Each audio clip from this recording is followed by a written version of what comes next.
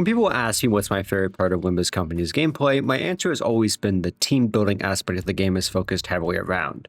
And while there are a lot of ideas that encapsulate why I believe the game does its team building so well, one in particular I've grown fond of showing off lately is family hierarchy candidate Ishmael, aka Jia Ishmael.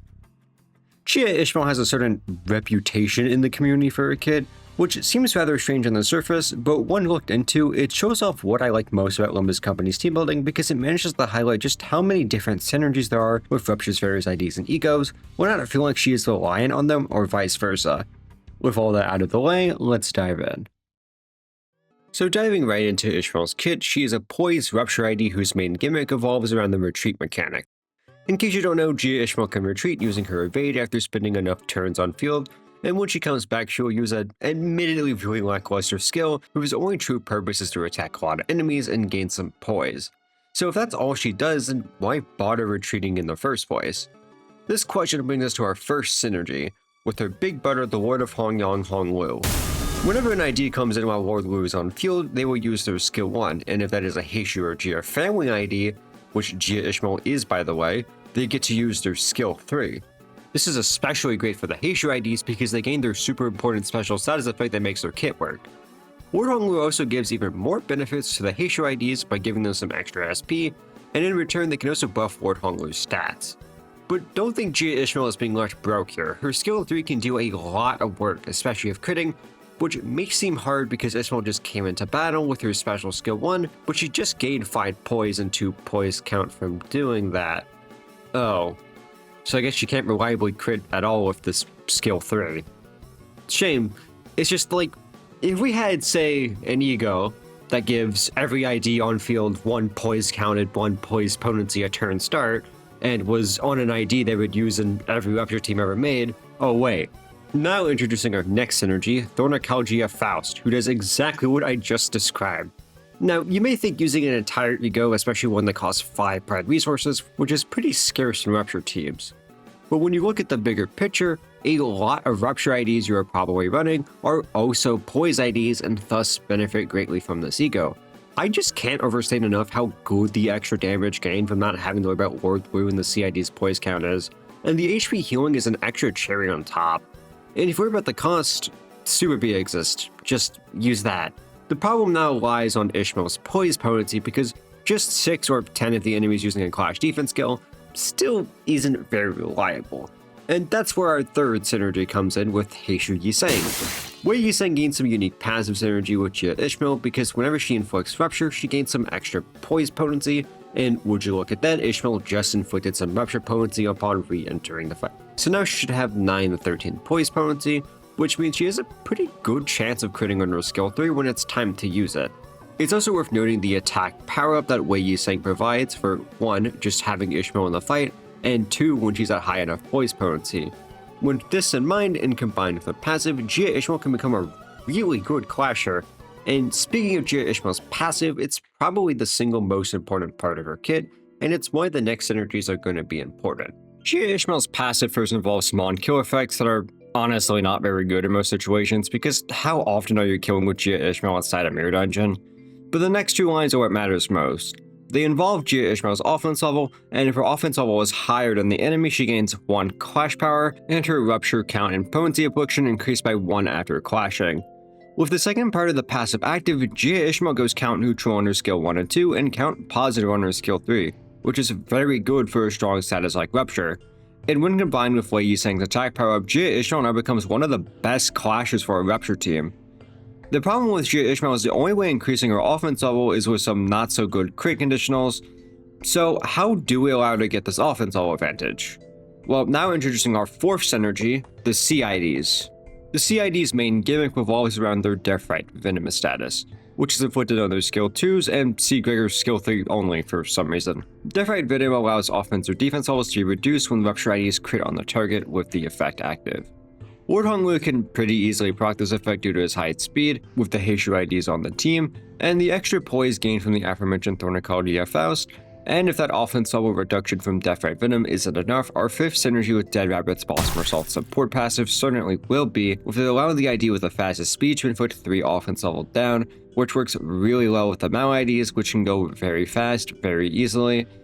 so they can pretty easily get the max effect of the support passive with their skill 1s or skill 3s.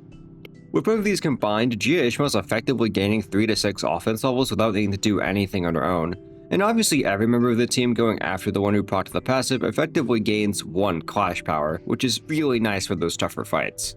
Moving back to the C IDs here, I want to highlight C. Gregor in particular, not because of anything in his kit, but because choosing to run him allows you to gain access to the ADD Gregor ego. In case you don't know, ADD Gregor's special size effect Spark Discharge allows allies with Gloom skills to go at the very least Rupture Count neutral on their skills. Obviously, any ID with the Gloom skill on a Rupture team benefits from this, and not just Jia Ishmael, but when combined with her retreat mechanic, this can be a really good way to bring an ID on the field and get a Rupture Count stack started, especially with certain Heishu ID skill 3s like Wei Dan and Mount Otis. And if you want to bring these IDs off the field, you can always do so with Lord Honglu's power counter or Jia Ishmael's support pass if they're low enough on HP. With all those synergies in play that benefit not just Jia Ishmael but the entire team, you might be asking, what does Jia Ishmael bring to a Rupture team? Well, as mentioned previously, she is a fantastic clasher and one of the few IDs in the game able to go Rupture Count neutral for conditionals with filled, which is fantastic for any Rupture team. The skill 3 is also one of the higher damaging Rupture skill 3s, with Ishmael being able to do some pretty serious damage with the conditionals with filled. And it also doesn't mention Ishmael's fantastic set of egos that bring a lot to the table, and it's pretty easy to see why Jia Ishmael is a fantastic example of what I mean when I say that she shows off the game's team building system off very well. But what if you don't want to run Jia Ishmael?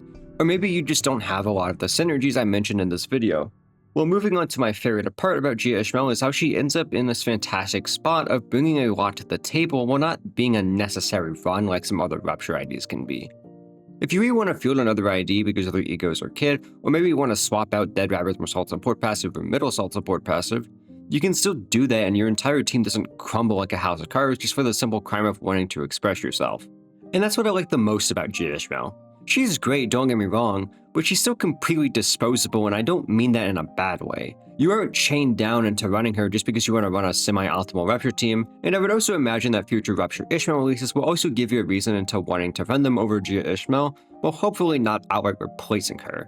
And speaking of Rupture, I think Rupture might actually be one of the best designed teams in Limbus at the moment because of all the aforementioned synergies that bounce off each other. If you were to look at a graph of how every Rupture ID interacts with each other and who benefits who, it gets pretty complex compared to some other teams where it's usually just 1 or 2 IDs doing the heavy lifting, with all the others just being brought along for the ride. And I hope Project Moon does a better job of leaning into the Jia Ishmael camp of ID necessity for future ID releases. And that concludes the main meat of the video. In case you didn't know already, this was the video that ended up winning the community poll against Barber Otis and She-Faust. I still want to make videos on those two someday, but with how long these take to make, I wouldn't hold my breath.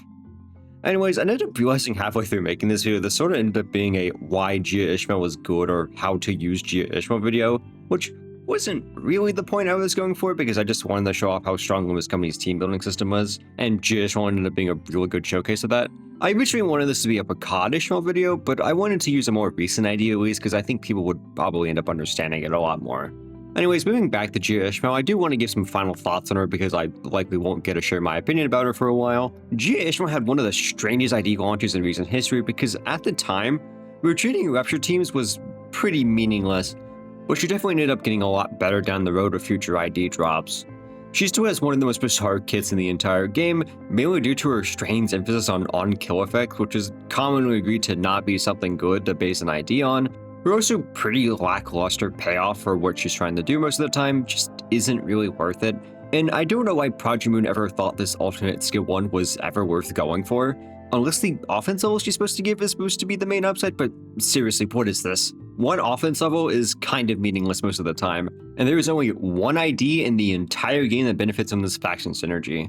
Though I will say she is one of the coolest support passes in the entire game, with you being able to retreat any ID, and the idea of having an exclusive benefit for having her killed is really cool, and it's a pretty nice bonus.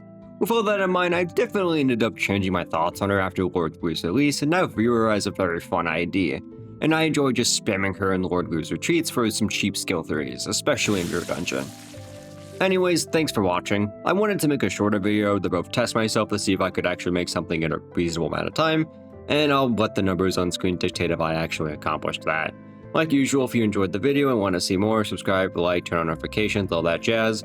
and I will now return to my cave in the Appalachian Mountains to work on my future-length Limbus Company threadspin video.